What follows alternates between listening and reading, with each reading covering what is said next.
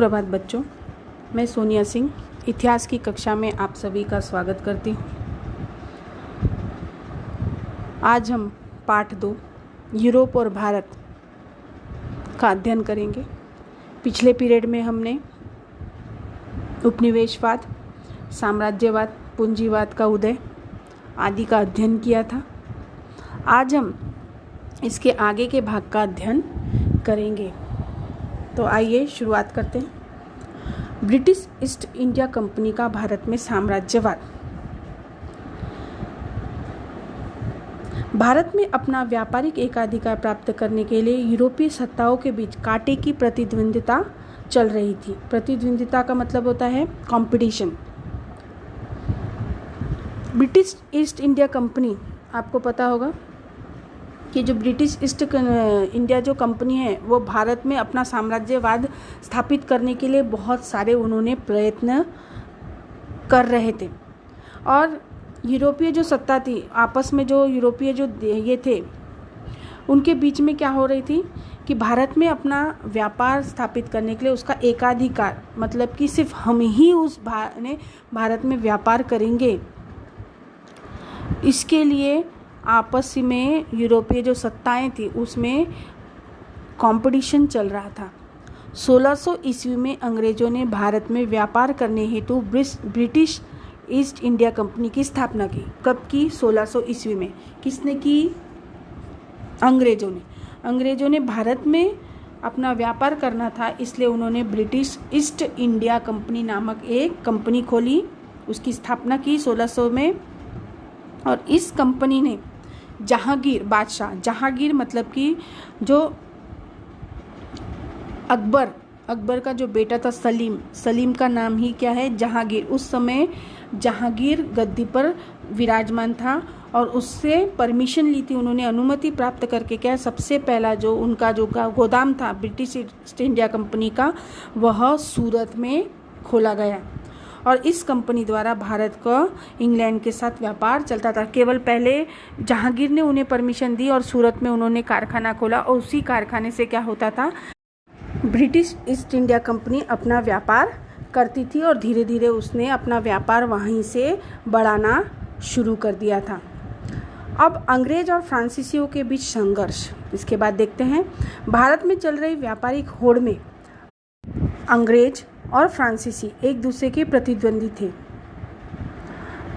भारत में व्यापार करने के लिए जो देशों के बीच में क्या होने लगा, संघर्ष होने लगा। व्यापारिक होड़ यानी व्यापार करने के लिए उनमें होड़ लगने लगी, कॉम्पिटिशन्स होने लगे, और वे एक दूसरे के कट्टर क्या हो गए, कॉम्पिटिटर बन गए, प्रतिद्वंदी।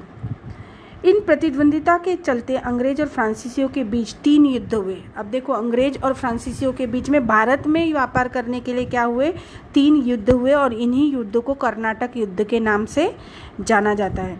तीसरे कर्नाटक युद्ध में अंग्रेजों ने फ्रांसीसियों को निर्णायक रूप से पराजित कर दिया।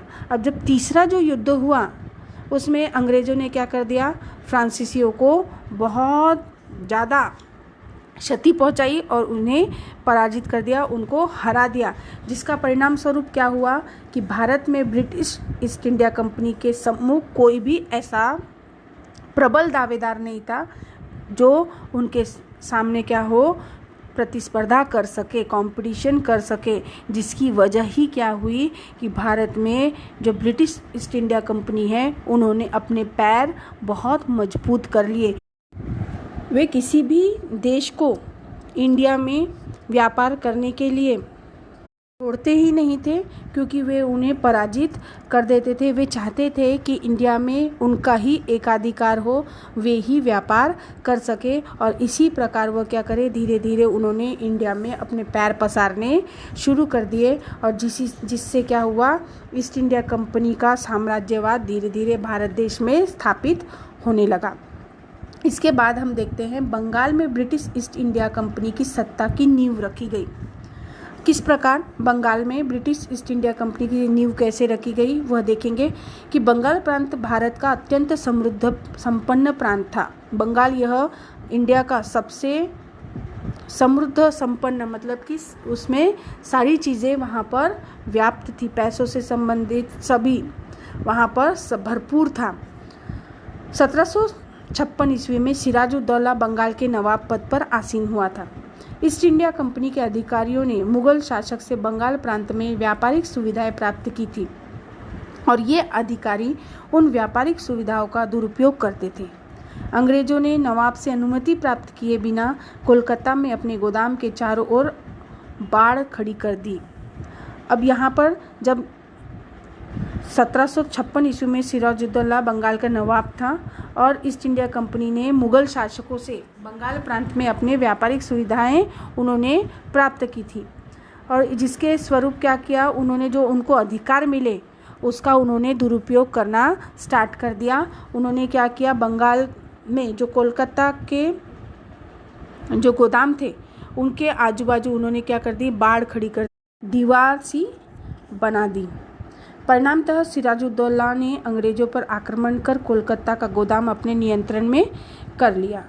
इसका परिणाम क्या हुआ कि सिराजुद्दौला जो थे उन्होंने अंग्रेजों पर आक्रमण किया और आक्रमण करके क्या किया, कोलकाता में उनका जो गोदाम था जहाँ पर उन्होंने बाड़ खड़ी की थी उसे नष्ट कर दिया और अपने नियंत्रण में ले लिया। इस घटना से अंग्रेजों में असंतोष व्याप्त हो गया।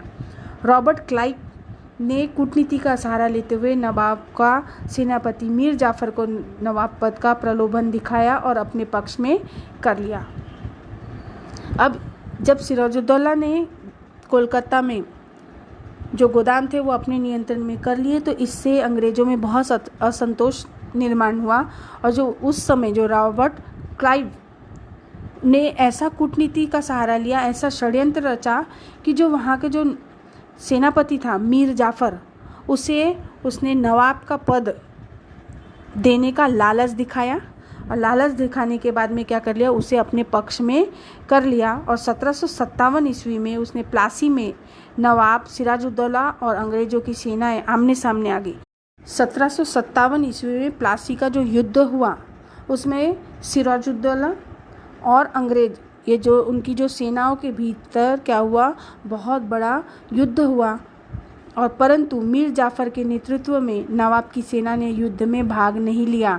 परिणामतः सिराजुद्दौला की पराजय हुई क्योंकि जो नवाब था सिराजुद्दौला उसने अंग्रेज़ों के खिलाफ जो लड़ाई थी वह स्टार्ट कर दी, परंतु जो उसका सेनापति था मीर जाफर वह और उसकी जो सेना थे नेतृत्व जो कर रहे थे उन्होंने क्या किया, सिराजुद्दौला का साथ नहीं दिया और जिसकी वजह से क्या हुआ, उनकी जो सेना थी वह कमज़ोर पड़ गई और उसका फ़ायदा अंग्रेज़ों को हुआ और अंग्रेज़ों ने क्या किया, सिराजुद्दौला को हरा दिया।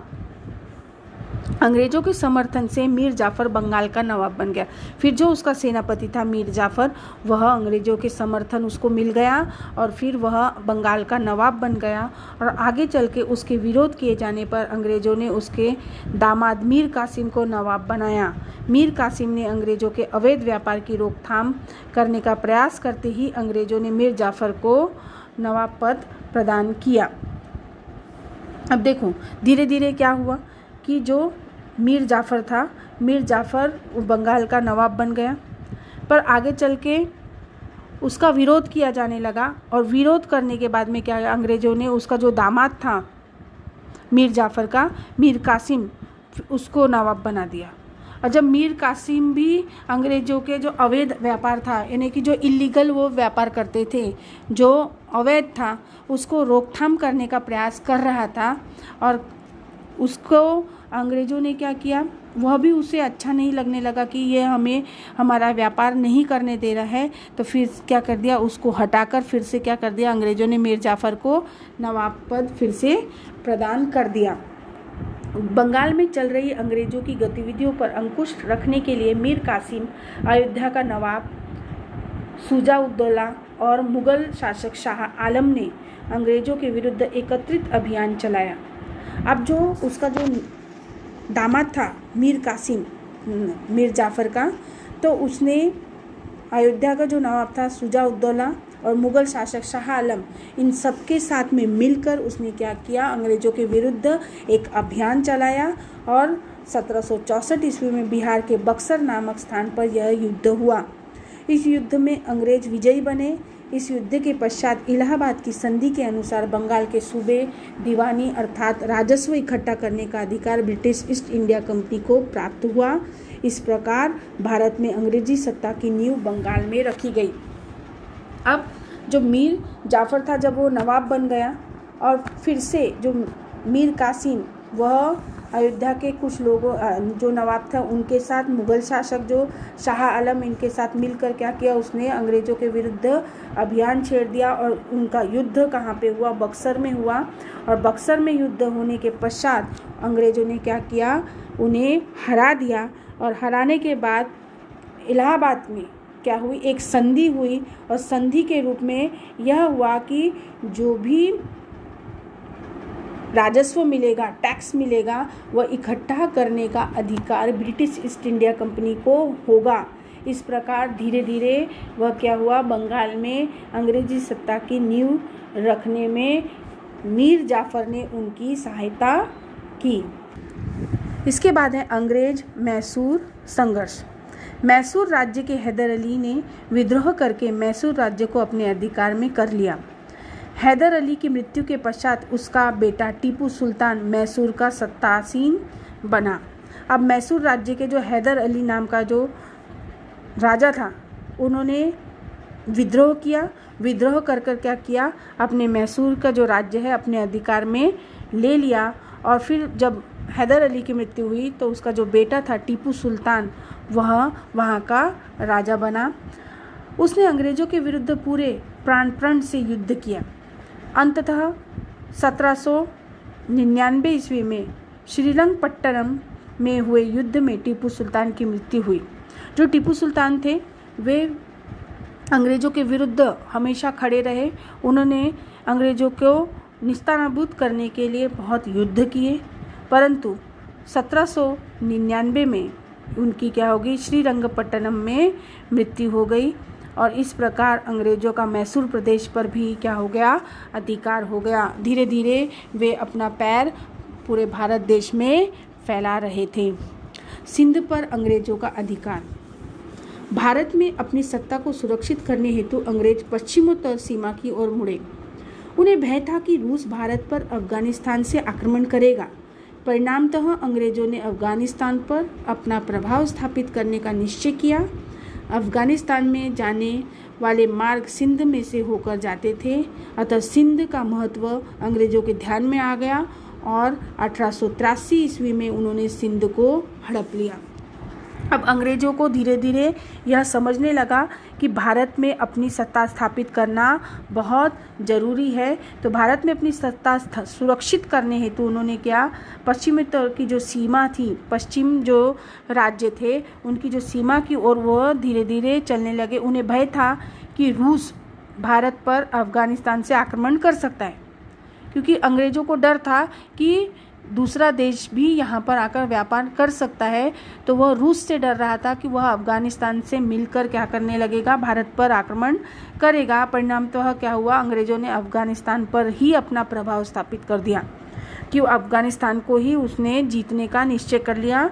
और अफगानिस्तान में जाने वाले जो सिंध मार्ग है, इंडिया से होकर अफगानिस्तान में जो जाने का जो मार्ग है सिंध मार्ग, उस पर भी क्या कर दिया, उसने अपना वर्चस्व स्थापित कर दिया। उसको पता चल गया था जो सिंध जो मार्ग है उससे क्या होगा, उनको फ़ायदा होगा, और उसके ध्यान में आ गया था। इसलिए उन्होंने क्या किया, सिंध को भी हड़प लिया। सिख सत्ता की पराजय। 19वीं शताब्दी के प्रारंभ में पंजाब की सत्ता रणजीत सिंह के हाथ में थी। रणजीत सिंह की मृत्यु के पश्चात उसका अल्पवयीन बेटा दिलीप सिंह गद्दी पर बैठा। उसकी ओर से उसकी मां रानी जिंदन राज्य का प्रशासन चलाने लगी, परंतु सरदारों पर उसका अंकुश नहीं रह गया था। यह अवसर पाकर अंग्रेजों ने कुछ सरदारों को बहला फुसलाकर अपने पक्ष में कर लिया। अब सिख सत्ता की पराजय किस प्रकार हुई, तो 19वीं जब शताब्दी स्टार्ट हुई तो पंजाब की जो सत्ता थी वह रणजीत सिंह के हाथ में थी। धीरे धीरे देखो, अंग्रेजों ने जो ब्रिटिश सत्ता थी वह अपना पूरा वर्चस्व स्थापित करने के लिए पूरे इंडिया पर वह धीरे धीरे आगे बढ़ते गए। तो फिर पंजाब की ओर उन्होंने रुख किया। तो पंजाब में जो सत्ता थी रणजीत सिंह के हाथ में थी, परंतु उनकी मृत्यु होने के पश्चात में उनका जो छोटा बेटा था बहुत कम आयु का था, वह दिलीप सिंह गद्दी पर बैठा और उसकी ओर से उसकी जो माँ रानी जिंदल राज्य का क्या करती थी, प्रशासन चलाती थी। उसका बेटा छोटा होने की वजह से पूरा कार्यभार वही देखती थी। वहाँ के जो लोग थे उनको रानी जिंदल का प्रशासन कार्य चलाना यह अच्छा नहीं लगता था, वे उन्हें सपोर्ट नहीं करते थे। इसका अवसर अंग्रेज़ों को मिल गया। उन्होंने कुछ सरदारों को क्या किया, बहला फुसला लिया और अपने पक्ष में कर लिए, और जिस पे क्या किया उन्होंने, अंग्रेज लोगों ने पंजाब पर आक्रमण कर लिया। ऐसी सोच सिखों में बन गई कि अंग्रेज पंजाब पर आक्रमण करेंगे। परिणाम स्वरूप उन्होंने अंग्रेजों पर आक्रमण कर दिया। सिख अंग्रेजों में हुए इस प्रथम युद्ध में सिखों की पराजय हुई। अंग्रेजों ने दिलीप सिंह को गद्दी पर यथावत बिठाए रखा। पंजाब में अंग्रेजों का प्रभाव बढ़ते जा रहा था और यह कुछ स्वतंत्रता प्रिय सिखों को मान्य नहीं था। उन्होंने कुछ सिखों को बहला फुसलाकर अंग्रेजों ने क्या किया, पंजाब के ही विरोध में उन्हें यूज़ किया, और जिसका परिणाम क्या हुआ, अंग्रेजों ने पंजाब पर आक्रमण कर दिया और पंजाब को हरा दिया। परंतु उन्होंने जो दिलीप सिंह था उसे गद्दी पर से नहीं उतारा, यथावत वहीं बिठाए रखा। पंजाब में धीरे धीरे अंग्रेजों का प्रभाव बढ़ते गया, परंतु कुछ ऐसे जो सिख थे जो उनका विरोध कर रहे थे, वे उनको मान्य नहीं था कि कोई अंग्रेज उनके सत्ता का अधिकारी बने। मुल्तान का अधिकारी मूलराज ने अंग्रेजों के विरुद्ध विद्रोह किया। इस युद्ध में हजारों सैनिक मारे गए। इस दूसरे युद्ध में भी सिख पराजित हुए। 1849 ईस्वी में अंग्रेजों ने पंजाब प्रदेश को अपने राज्य के साथ जोड़ दिया। अब मुल्तान का जो अधिकारी था मूलराज, उसने अंग्रेजों के विरुद्ध विद्रोह करना शुरू कर दिया, और विद्रोह करने के बाद में क्या किया, उन्होंने अंग्रेजों से युद्ध किया, जिसमें हजारों सिख जो सैनिक थे वे मारे गए, और फिर से अंग्रेजों ने क्या किया, सिखों पर विजय प्राप्त कर दी। और इस प्रकार 1849 में अंग्रेजों ने पंजाब को भी अपने राज्य में जोड़ लिया। मराठों की सत्ता भारत में एक महत्वपूर्ण और प्रबल सत्ता थी। मराठों को पराजित कर अंग्रेजों ने किस प्रकार भारत में अपनी सत्ता की नींव को सुदृढ़ बनाया, इसका अध्ययन हम अगले पाठ में करेंगे। तो इस प्रकार भारत और यूरोप के बीच में कौन कौन सी घटनाएं घटी, किस प्रकार ब्रिटिश ईस्ट इंडिया कंपनी ने भारत में पैर पसारे, किस प्रकार वह अपना साम्राज्य बढ़ाते गए, इसका अध्ययन हमने इस पाठ में किया है। इसके आगे के पाठ में हम मराठों की सत्ता के बारे में जानकारी प्राप्त करेंगे। आशा करती हूँ कि आप सभी को यह पाठ समझा होगा। धन्यवाद।